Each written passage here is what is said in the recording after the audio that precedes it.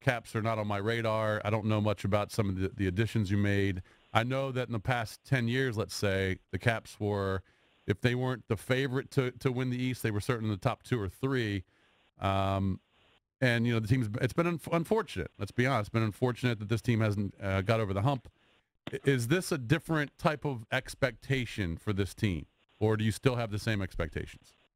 Well, I think it's probably tempered a little bit because of the number of losses and the number of young people that we're going to add this year in different roles. So I think it's probably tempered a bit, but at the same time, we still want to have expectations and still want to keep, pushing forward. And, I think, just because of you look at the volume of quality players, Johansson, Williams, Alsner, Shattenkirk, you go down the list.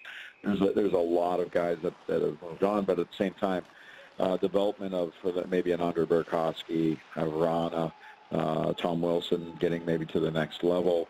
We've got a number of young defensemen. I think we've got 11 defensemen under 22 years old in our organization. They're all pretty decent defensemen. And if we can develop a couple of those guys, that window is pretty good. We've got Kuznetsov and Backstrom and Ovechkin and Oshie. So we've got some good players. We're not. I don't think we're off anybody's radar, but it probably will be tempered a little bit. I think we had a good window for 2 years where we knew that we weren't going to get hit with the salary cap, free agency, all that. So that's changed, but I still think we were a pretty good hockey team. Coach, it's going to be weird not to have Carl Alsner, who you touched on the squad this season. 591 games in a Cap sweater. Now he's in Montreal. Good for him. He signs a nice deal, 5 years, $23 million. But that's a big loss on the Caps blue line. And you touched on the young defenders on the team. Have some of the older guys on the team like Carlson and Niskanen taken those guys under their wing? Yeah, no, we had a sort of a mentorship program all through training camp. We had certain individuals, like, for instance, Brooks Orpik was paired up with a guy like Madison Bowie all through training camp. And it was a little bit of a mentor program. We talked about our defense, sort of mentoring some of the young guys through training camp. We played all our games. We didn't really play our pairs together. We played our young kids with a veteran for pretty well all of training camp and the exhibition season. So we had that in mind. It's more about the long-term picture for us in development. If we're going to be a top team, and I believe we can be for a number of years, is that the development of our young guys is paramount. We've been in the mix. And because we're in the mix, the great thing about being in the mix is that you feel like you're going to get some help at the trade deadline. And when you get that help, you get a lot of times some high picks, draft choices. So the cupboard is actually can get depleted. But I think on defense, with the young defense that we have coming, it's not depleted there. But we're going to have to replenish the forwards.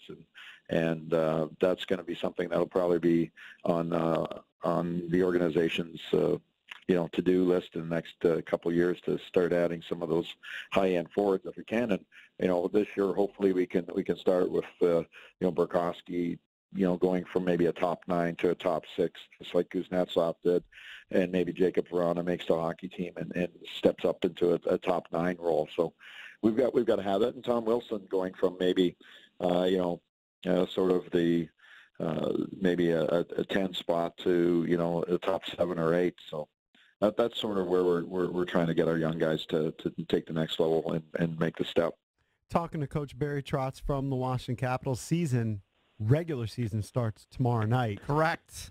So it is upon us. When we were talking to John Walton, the power play is going to be different. Tell us about this power play. He said that you're now going to have Ovi, Backy, and Kuzi with John Carlson. That's a different look.